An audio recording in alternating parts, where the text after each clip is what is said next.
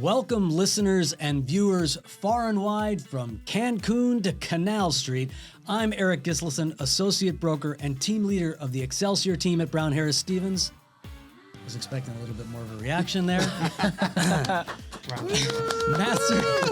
Thank you. Master Certified Negotiation Expert and Instructor, founder of Archway Partners Coaching, and your host of Shear Negotiation Mastery, the podcast bound and determined to restore and reclaim the good name of negotiation and unlock the door to value creation, win-win solutions, and the true power of integrative negotiations. The holidays always remind me that value is not absolute. It's relative. And I don't mean relative like your great aunt who always shows up with 3-day-old fruitcake kind of relative, although that's a different conversation on relativity altogether. I mean relative value, the kind that tells us that something's worth depends entirely on the person receiving it, the situation they're in, and what they care about most in that moment. Now, in negotiation, we talk about value in terms of benefits over cost. How useful is that thing? What's the utility it provides the one who receives it? How meaningful is the experience? What problem does it solve? What emotion does it create? And how much friction or sacrifice does it require? Nowhere is that equation more visible, more personal, and more unpredictable than during holiday gift-giving season. Now, we've all been on both sides of the spectrum. You give someone a gift you're incredibly proud of, beautifully wrapped, thoughtfully selected, emotionally meaningful, and they smile politely and say thank you and then move on to the next box like they're sorting inventory in a warehouse. Zero emotional lift. The fully neutral reaction. And you think, wow, I really blew it. I missed the mark. And then other times you grab something small, used, unassuming, a picture, a locket, a specialty coffee mug with your daughter's crayon scribble, and the person receiving it lights up like you just changed their life. One person cries over a handwritten letter, and the other one yawns at a brand new Apple Watch. No single dollar amount explains that reaction. Value is not based on price. Value is based on what that gift means to that person at that time. So that's what we're talking about today in this lighthearted holiday episode of Shear. And I've got a perfect crew with me to discuss all of this. I want to first welcome back my part-time co-host and good friend, Jay Billiot from JJ Billiot Interiors. Thank you. I was also expecting a little more of All right, and now I have the pleasure of introducing two of my favorite people, two of my teammates. First, I'll introduce Brendan Williamson, member of the Excelsior team at Brown Harris Stevens.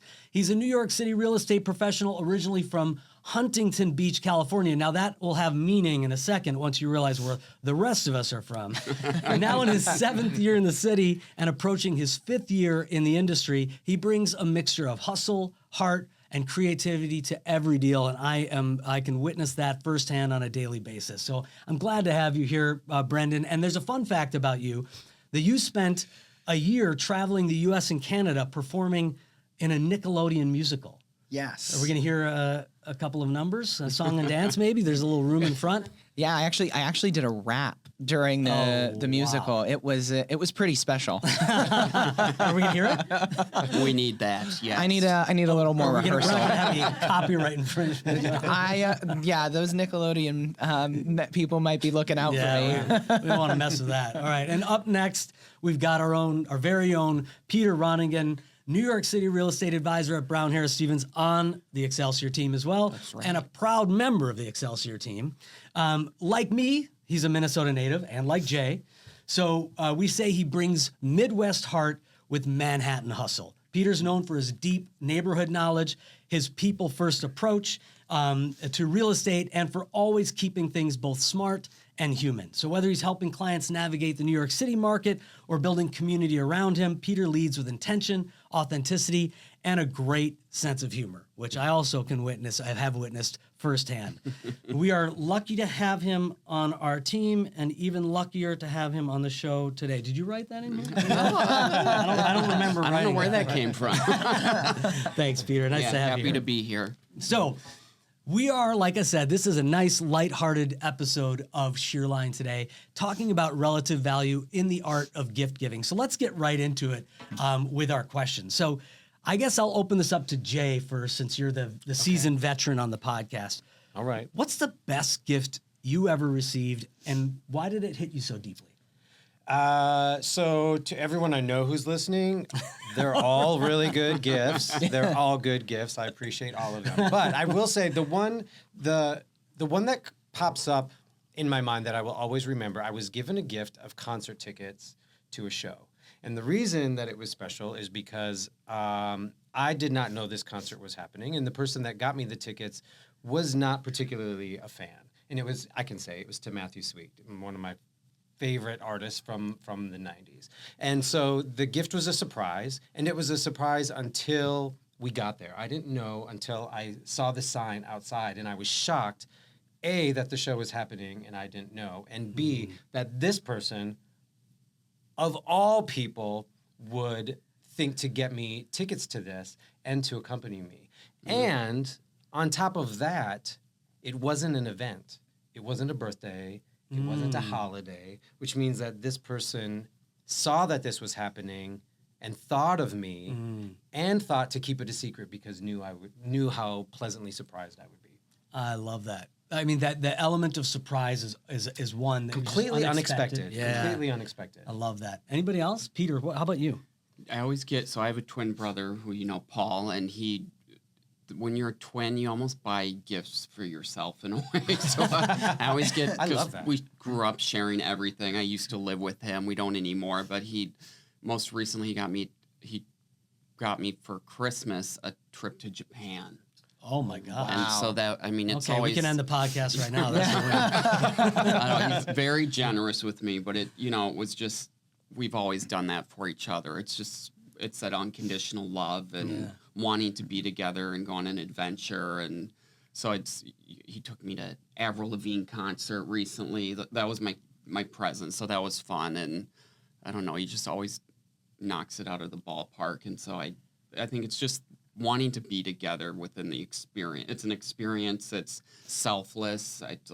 I know him more than anyone. And so, I don't know, I think those to me are the best gifts when it comes from the heart, of course, and just wanting to be with someone. Yeah, and I love that both of your examples involved the other person being a part of experiencing the gift, Right. which I think is really interesting. The one part I would take back if I could. Uh-oh. You'd have gone by yourself. That's amazing. We won't name it. What was it? What was the person who gave you that? Nope, gift? nope. All right. But all of the gifts Jay has received have been wonderful They're gifts. all wonderful gifts. Yeah. All right. How about you? Brendan? So I think following suit, my best gift, I've been given some amazing gifts. They're all great. They're all the best. But one that comes to mind is also kind of an experience. When I met my girlfriend, we were on tour, and I had never really had exciting New Year's Eve plans, and we weren't going to be spending New Year's Eve together. So before we parted for the holidays that year, she organized a surprise New Year's Eve countdown with all of our friends, and it was really special because she knew it wasn't something I had asked for. I'd mentioned that I had liked surprises and that I was really bummed about this, and it was a total surprise from her, and it was just a really nice moment that we could share together. It's interesting how some gifts have monetary value and some have no monetary value and are just as magical. Yeah, that's right. Yeah, exactly. That cost her little to nothing in terms of money, but but sometimes those are the best gifts, the ones that really that don't really cost you anything. And again, I mean, we're talking about a lighthearted subject here in gift giving. But when it comes to negotiation and tying this back to negotiation, which is why I love this subject, is that idea that the value of something, and we talk about benefits over cost, the cost is just the denominator of that equation. And the benefits, if the benefits far outweigh the cost doesn't even matter at the end of the day. A cost could be 0, it could be 100. As long as the benefits outweigh the cost, it's what counts. Yeah. So let's switch gears and talk about the worst gift that you ever received? And why don't I start with Peter on this one? I was trying to think. For me, it's whenever one of my first jobs in Minnesota was working at Menards, which is basically Menards. Menards. We Save know what big Menards. money. I know Menards. Save big money. You save big money. Yeah. But they would get, it's basically Home Depot for non-Minnesotans. And we would get every single holiday, we'd get like Easter, we'd get a sausage roll. Or like it was nice to get the gifts, but I never hated a gift per se, but it was just knowing that it was a leverage of some sort as far as like you may not pay you the best, but here's a cheese log and a sausage roll to keep you quiet. So We may not pay you the best, but here's a cheese log. It seems like they're digging a they know what deep hole. Minnesotans like cheese and meat. Yeah. Cheese and meat. Was it on a stick? No, it was like on a wooden bowl, but it was always we got a bobblehead of the founder of it for like President's Day. It was the most, but I don't know. I didn't hate it, but it was definitely had strings attached Who per gave you se. these gifts? Who gave you a sausage roll in your Easter The basket? Lord of Menards. I have no idea. The bobblehead guy did. Wow. Now I didn't really lean into this, but we got a heavy Minnesota, you could see the tables like leaning this way because we got 3 Minnesotans and a Californian, so we might have to teach you how to say Menards. Menards. Ooh, that's pretty good. I spent a little bit of time in Minnesota. That's pretty Minnesota. Minnesota, yeah. Minnesota.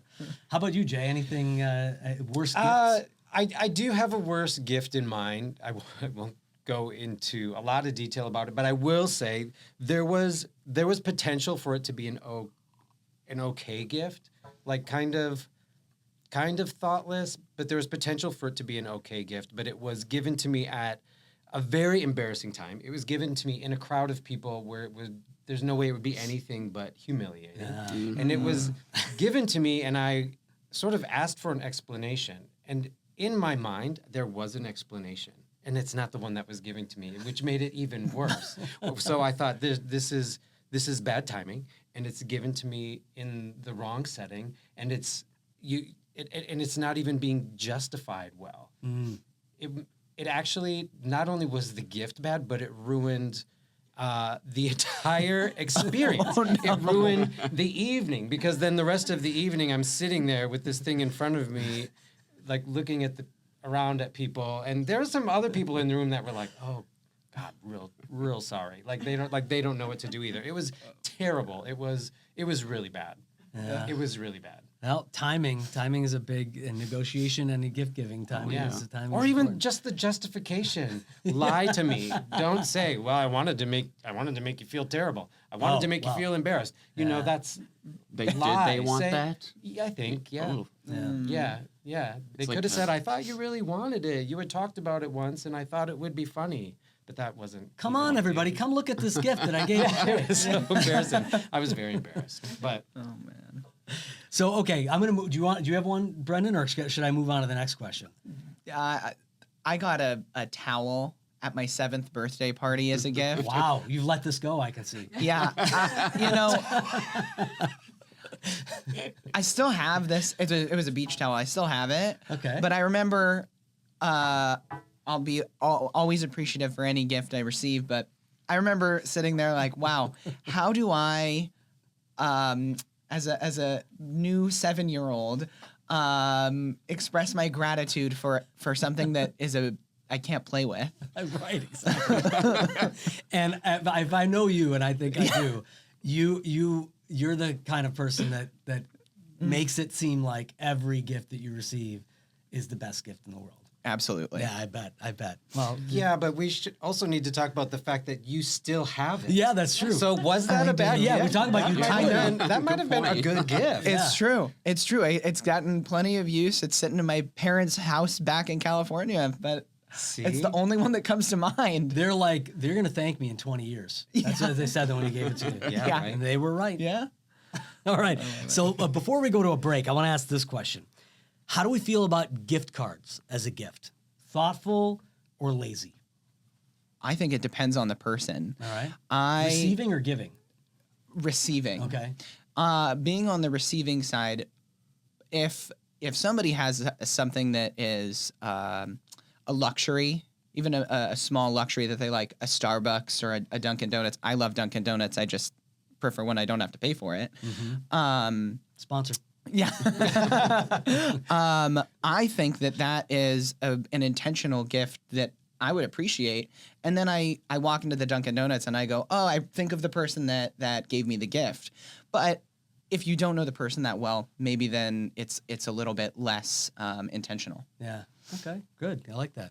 And a lot of people do ask for gift cards now because it is easier. I mean, I have nieces and nephews, and they're older now, and I don't know what the kids want. And 9 times out of 10, when they put something on a list, I don't know what that thing is. So it's just easier. It's easier to get them a gift card. Everybody's happy, and they know that it's I think gift cards have to come with the intention behind it, right? Like they know I love them, and they know I want them to have something that's great. Now, there's other people in my life where, like you said, if you give them a gift card to Starbucks and they don't drink coffee, they're going to go, oh.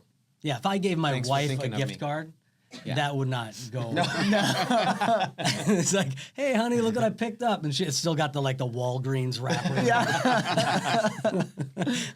But I do like, one of the things I like that's happened with gift cards over time is the person giving the gift, they give you a little choice. Like, you've got 20 different gift cards that you can choose from. And it almost makes it seem like, oh, I'm choosing the picture or the image that's on the gift card, and there's a connection I'm trying to make through, whatever cursive writing is on there, gold embossed or whatever. Right.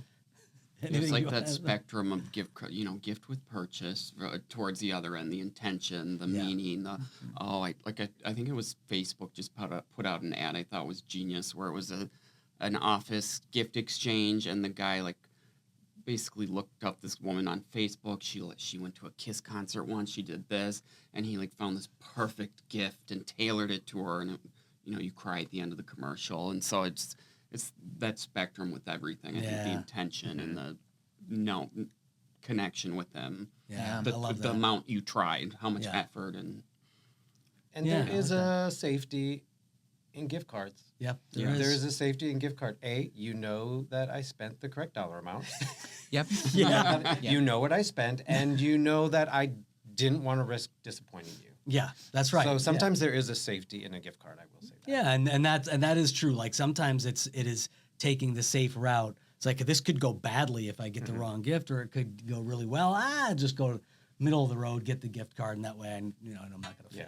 And one thing I've learned is I never write on the gift card. You can write with a Sharpie on the gift card, or you can take the gift card out of the paper, I don't know what it comes in, cardboard, and write on it. I never do that because I think gift cards are the easiest thing to re-gift. And so if anybody is ever in a pickle, I always want them to think, Jay gave me that gift card, and just go grab it, open it, write their name on it, and pass it on to whoever they work with. Wow. That's some next level. I'm thinking ahead. I'm thinking of everyone. I think that's all great. right. Speaking of thinking ahead, we're going to take a break, and we'll be right back after this. Looking to stage a property but on a tight budget and timeline? Stage with Stage and Fold. Stylish, lightweight, foldable, 3D printed cardboard furniture that looks real. Quick delivery and easy assembly. Staging starts at just $199 a month per room, and setup takes less than 30 minutes. Contact us today to stage smarter, sell faster, save thousands with Stage and Fold.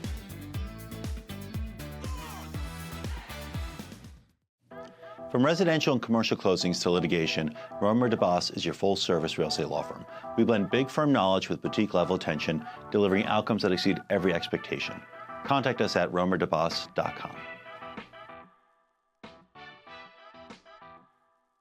I'm Brian Scott Cohen, one of the top loan originators in the country, and the #1 mortgage originator at Guaranteed Rate Infinity.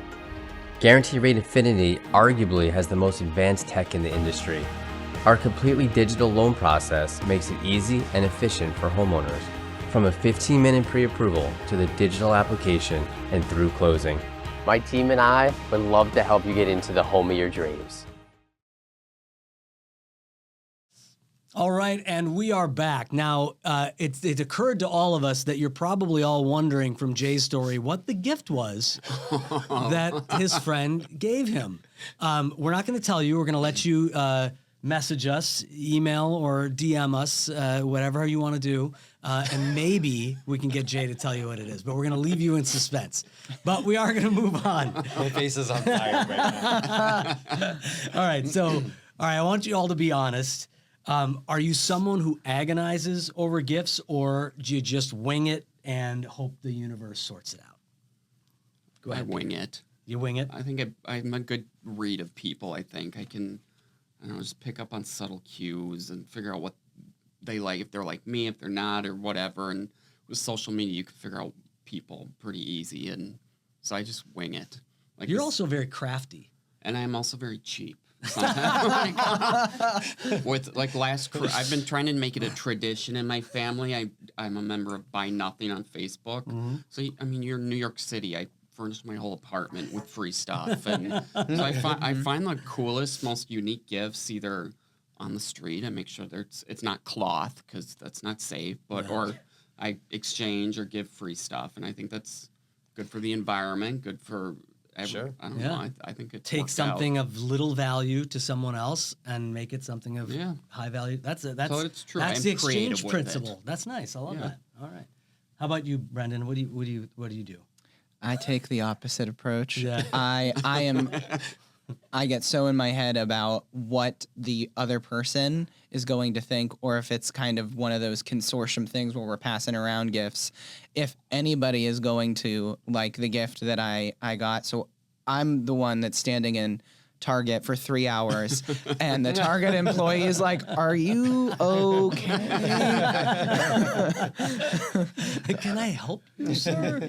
Yeah. So I usually ask for a little bit of help from some friends Nice. to All right. pick the right thing. And now, if you do find, it's oftentimes we talk about gifts with a limit, right? So if like you're supposed to do no more than $20, right? And I think like if we're doing a Secret Santa, no more than $20, and there's always someone who spends $40, and then there's that issue. But then sometimes you find the perfect gift, or what you think is a really great gift, or maybe it's 75% off, or maybe it's a $20 gift that you're getting for $5. What do you do? Do you fill the rest of that $15 with additional gifts, or do you just go with the $5? I think it depends. I think if the gift seems like it fits that perceived value, then I don't fill it. And if there's, or if the gap is relatively small, but oftentimes I just throw in like a bag of candy or something to make it look like there's a little bit more. Yeah. I mean, that's an interesting question because all of my family is in Minnesota. So when it comes time to the holidays, and we draw names in my family, and there's a cap put on the. It's not a cap, but it's a suggested dollar amount that you're supposed to spend. I always spend more because I learned very early on, shopping in Minnesota, you can get a lot more for $50 than you can in New York, especially if you're shopping that's local. interesting. So in Minnesota, my family can go and get 5 or 6 things, and then I go to Union Square and I can get a hat. And so it's not fair. And so for me, I would always end up spending more because I would want to spend the equivalent of what other people would be spending on each other or on me. Now, that being said, if the suggested retail price of something is the dollar amount and you happen to get it on sale, I mean, then it's kind of up to you. Yeah. Usually, I mean, I don't know. It depends on who the person is, I guess, when it comes to that. I've never thought of that idea that like the dollar goes farther in the place that the gift is being given, and therefore it's like, and then you have to justify it. Like, it's a $25 hat, I promise. I know. They're like, why did you buy this hat for $25? You got ripped off. That's exactly it. That's awesome. That's exactly it. All right, so have you ever returned a gift immediately, re-gifted something, or traded holiday gifts with someone else because you both missed the mark? Or to your point, have them You like give it Sharpie in back their to them name. and like say no, I don't thank want you. this. No, like re-gift it to some, or like, hey, you got that, I got that. Let's just Well, that trade seems it. fair. Yeah. I always do that with clothing. like my mom will. It's usually my mom. She'll be like, "Here's clothes. I don't know if they fit. Return them if you want. Right. Here's the Right. receipt." But so there's Yeah. no offending anyone in that situation. But I don't Yeah. think if it was like an acquaintance gifting, I would never be like, "This sucks. I hate it." I would, Yeah. ooh, put on my acting mode. Yeah. Thank Here, you you. want to trade? You sure you don't want to trade? Yeah. I've definitely re-gifted a couple of candles. In my, I feel like candles are really easy to re-gift. Yeah. Returning Used? no, luckily not used. Well, that would be a tough sell, because then how do you explain that? Oh, it's a But- slow burner. Yeah. Lot of Still got lots of life left in that one. Unless something doesn't fit, then I don't think I've really exchanged anything or brought it back. Yeah. I always just maybe let it sit in the back of my closet. Yeah. Yeah, I mean, it's also Fumigating the back, the little candle, just like giving you the cinnamon scent. Oh yeah, yeah. Or I wait for the next person that likes candles. Yeah. I mean, and it's also hard because it depends. Is that person someone you see regularly? Will they know that you never wear that shirt, or will they know that they never see that candle in your apartment? Because if they don't know, like, what's the harm? Regift it, Yeah. return it. But if it's someone you see regularly, it Yeah. might be one of the things you have to have sitting out all the time. They're expecting just in to case see they it when stop they walk by. into their apartment. Yeah.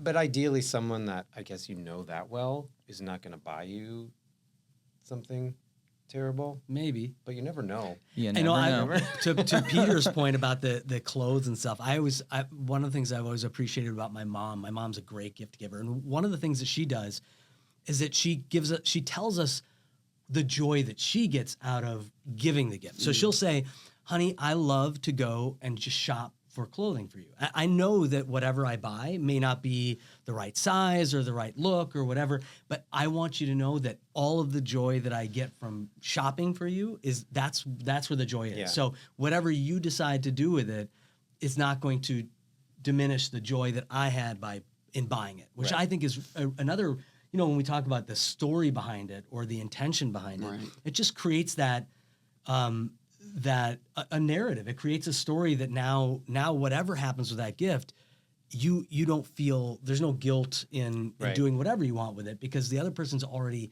explained to you what their purpose was when they Right. got it. Yeah. Or we talk about sometimes when somebody's walking in a mall and they tell you, they're like, I was in the mall and I had to get to Macy's to pick up a something that I had waiting for me there, and I was walking by this store and I just happened to glance over and saw this thing in the window, and it immediately made me think of you. Now, no matter what that gift is, there's a story behind how they came to get it, and now there's so much more meaning behind it for you, Right. which I think is also, the power of storytelling, which is amazing. Yeah. Yeah. That's the magic in the holidays. That is the magic. That's the magic of love all around. That's right. All right. What is the funniest or most bizarre? Well, okay, first of all, we're gonna set this up and then maybe go to a break. I first want to set up, if the viewers out there, if you don't know what a white elephant gift exchange is, let's talk about it. Jay, do you want to explain white elephant gift exchange? I would like to, but I recently learned that I'm not sure that I know. This is what I learned last year when I was invited to a white elephant gift exchange party. Now, it was my impression that white elephant gifts are sort of joke gifts, gag gifts, or maybe somewhat practical, but a little bit silly. And everyone brings a gift. They all go into a pile, and I don't know, you draw numbers, or there's some other game that determines the order in which you pick gifts, and then you can.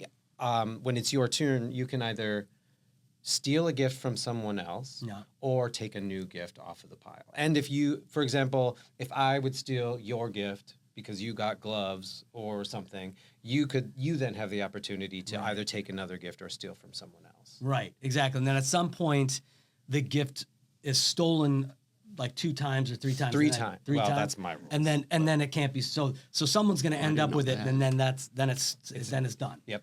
Yes. Right. And that is a really interesting idea of value as well, because you think about what we do to determine what that gift is. Are we serious about it? Do we want to get something practical? Are we doing it kind of silly? Are we just pulling something used or going to a thrift store or something like that? One of the best white elephant gifts I ever received was from a family white elephant gift exchange where I got a used toaster, and I was a broke actor in New York City. And I was like, I actually need a toaster. And I used that toaster for about 5 years before I got it. So like, whatever, is it a gag gift? Is it practical? And then there's that idea of like, do other people like it? Are other people passing it by? Is there a fight over the gift that I got? And there's a lot of, emotion that goes into it. So we're going to talk about white elephant gifts right after this.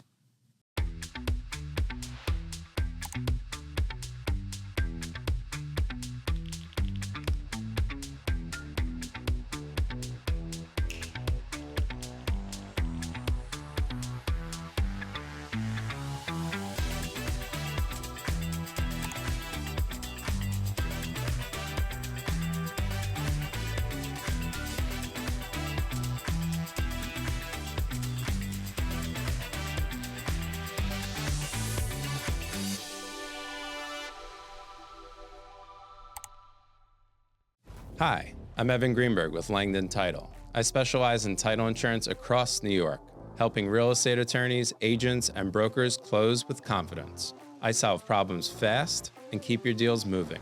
Contact me anytime. All right, and we are back. We're talking about white elephant gifts. Who wants to share a bizarre white elephant gift story, or one of the best or worst white elephant gifts that you ever received? I'm going to tell this story because we were just talking about it. But so last year I was invited to a white elephant holiday party, gift exchange, and it was with a new group of friends. And it was through a very good friend of mine. It was her group of friends that I'd recently been introduced to, and I was invited to the gift exchange, and I was very excited, and I went out shopping for a gift. Now, in my experience with white elephant gifts has been like they lean to the silly side, to the naughty side. Probably you could even push the needle to inappropriate. and so I went out shopping, and I was having a good time, and I had an item in my hands. I had an adult item in my hand, and I was walking up to the counter, and I thought, wait a minute, I don't know these people. And so I called my friend immediately, and I said, hey, listen, I have a quick question. I said, so for the party tomorrow, is this more of an adult toy, white elephant gift exchange, or like hand soap? And she goes, oh, hand soap. And I went, oh, okay. I said, I'm very glad I called. Very glad I called. Yeah. So I put the item back, and I went and I got a much more appropriate gift. I mean, and I'm telling you, it wasn't really white elephant. I left with a speaker, with like a wireless speaker. I left with a really nice gift, and I can't imagine how embarrassed I would have been. I mean, it's bad enough like if your gift is the only one that no one wants, but if everyone wants. Or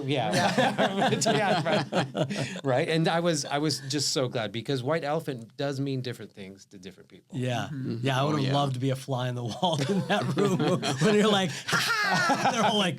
But I will say, my friend left that party. One of the gifts that was brought was a case of toilet paper, and someone opened it. I mean, there was beautiful gifts like coffee table books, the speaker, so many different things, and then there was a case of toilet paper, and that was sort of the silliness. That was as silly as it got. Yeah. But my friend went, "Oh, I'll take that," and she left with a case of toilet paper. It's not cheap.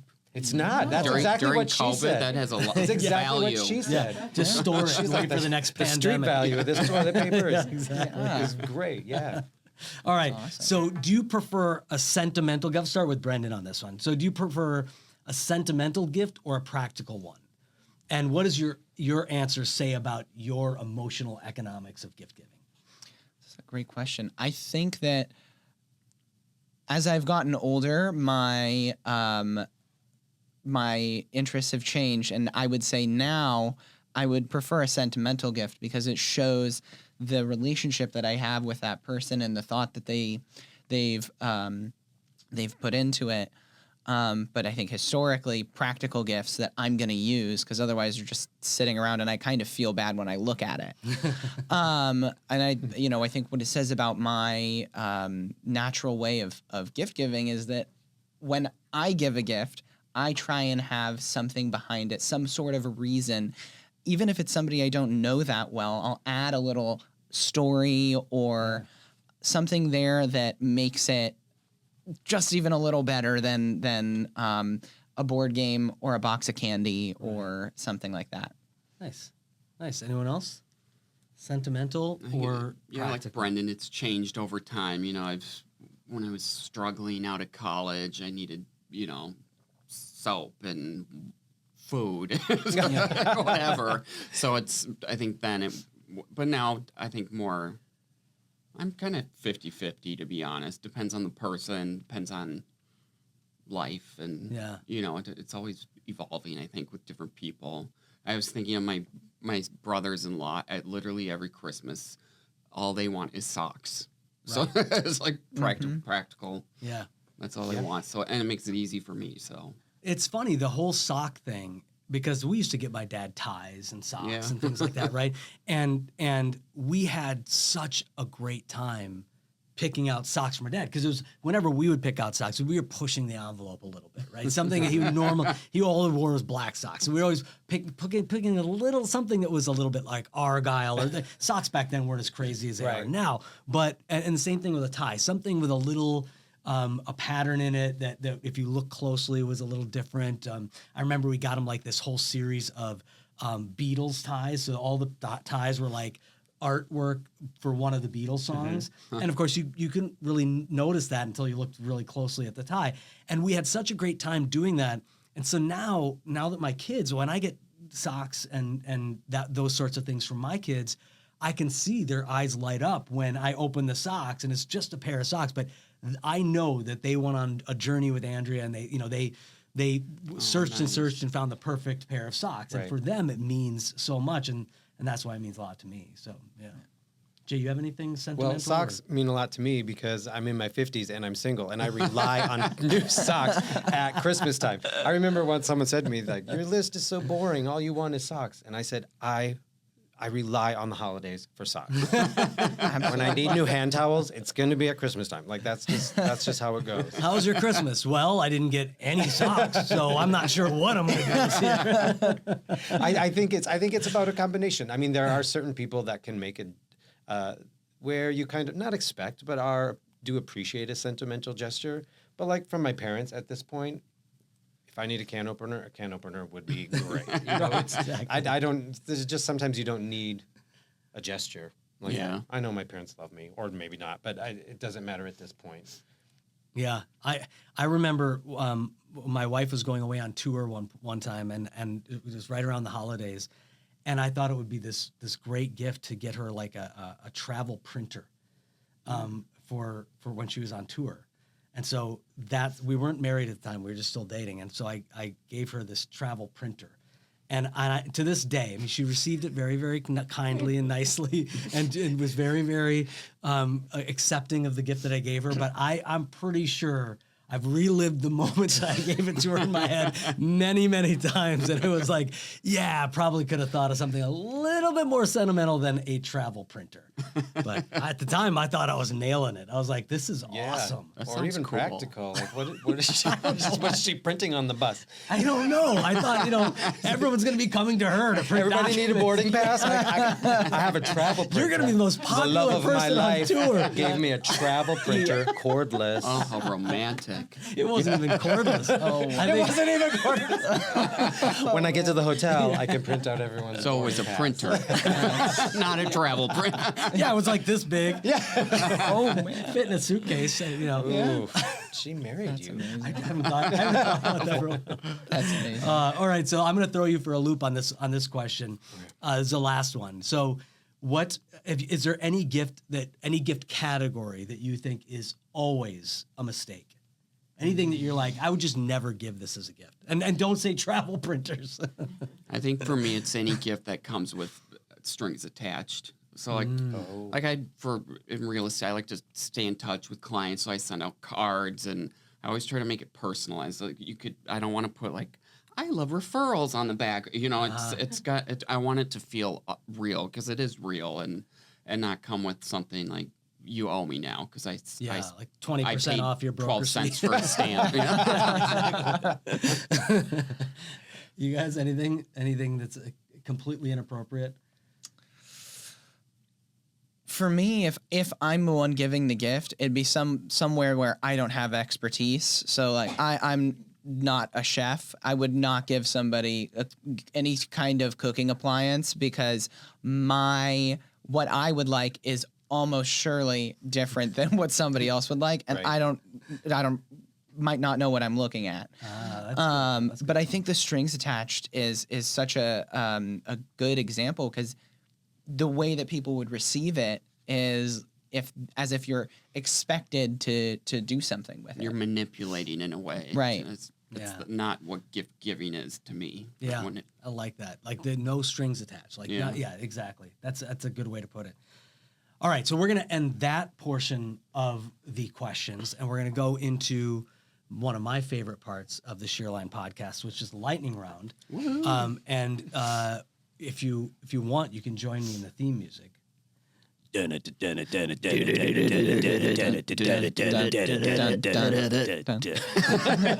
out. It's like I'm on vocal rest. No, yeah. Yep, perfect. I'm on vocal rest. Yeah, we don't want to. I have another one of these notes tomorrow. Oh, I'm lying. All right. So, what's your favorite kind of gift? And I'll start with you, Peter. What's your favorite kind of gift? An experience, an object, a food, something tech, something, an emotional keepsake? Experience. Experience, yeah. It gives you something to look forward to. You get to do it with them. Experience. Great. It's somewhere between experience and food. I love food. Yeah. Food experience. Food experience. Yeah. That's risky, actually. Yeah. We're going on a food experience. Yeah. How about you, Bernie? I would go with experience. Yeah. All right. Wow, that's good. Experience across the board. Yeah. All right. So, real tree or artificial tree? Real tree. Did you already get your real tree? Yeah, year? it's tiny. Uh-huh. It's tiny, but I have a real tree and I can smell it, and I think that it adds such a nice little flavor for the holiday season. Wow. Okay. Fake. Fake all the way. Uh-huh. My whole life. Fake. Yeah. Because I'm of the fake. smell, because of allergies, like I could never do it. See, first of all, we have a cat, and we had cats growing up. Cats love to climb up trees. So they don't know that they're not outside and that they're not in the wilderness. They're like up in that real tree. And a fake tree is there's a little deterrent there, I think, for an animal. And plus, we'd always travel for the holidays. So we'd experience the holidays, and then we'd leave. By the time we came back, that tree was just dried out and just falling apart. So I love just every few years getting a new fake tree. And with the lights already in it. I always wanted real. I've never had a real tree. I would like Really? like Brendan, like just a little one. I think that'd be nice. You get the smell, but then it's not as much of a hassle. I just and get real trees in New York, forget about it. Oh man, they're my god, expensive. $300 for like an inch tree. You can get a candle. You can get a pine scented That's right. candle. Get a fake tree and like a fake rear tree and view a real- mirror tree thing. And a real candle. Yeah, exactly. All right. And we talked about white elephant gifts. Do you prefer white elephant or Secret Santa? White elephant. Oh.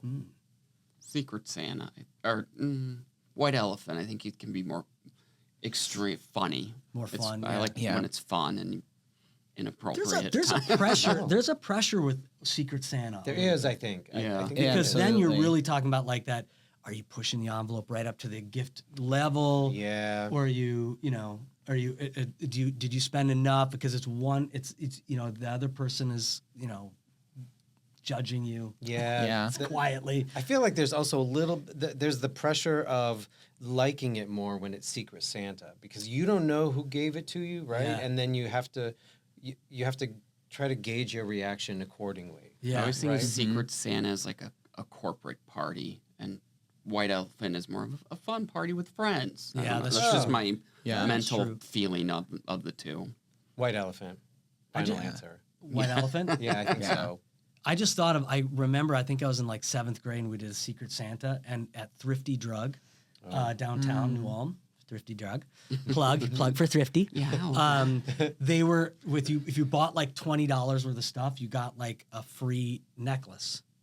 And I was like, oh, that's awesome. So I was with my mom and she was buying $20 worth of stuff. And so, or maybe it was like $5 if you bought $20 worth of stuff, but it was heavily discounted. And I was like, this is amazing. And so I got the necklace and I gave it as a Secret Santa gift. Well, everybody knew that was the promotion that Thrifty Drug was running. So I was like,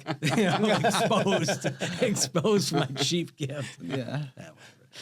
I'm over it. I'm over it, guys. Doesn't sound like it. I'm over it like Brendan's over the towel. Yeah, exactly. All right, so let's switch gears. What is the most inappropriate or random holiday classic song? And now we're in that mode, right, where it's all holiday classics all the time or all holiday music. Is there one that you're just like, every time you hear it, you're like, why did they do this?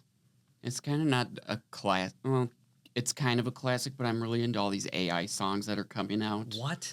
Oh, you AI Google Christmas it. I'm not going to classics? say any titles here, but wait, I mean they will I got rewrite anything you want, so that's where it gets crazy and inappropriate. But yeah, Nice. it's on So they'll TikTok. take like "I'm Dreaming of a White Christmas" and then do some AI I mean, someone just say parody. make Christmas song as inappropriate as pop. Boom, Oh my! it's a hit on TikTok. Oh my God! I am going to Google that. Yeah. Yeah. That is me too. Uh-oh. Oh, it's fun, but it's a slippery slope. I bet that's a rabbit hole for sure. Yeah. Anyone else? There's so many inappropriate Christmas songs that I can think of. That's almost its own genre now.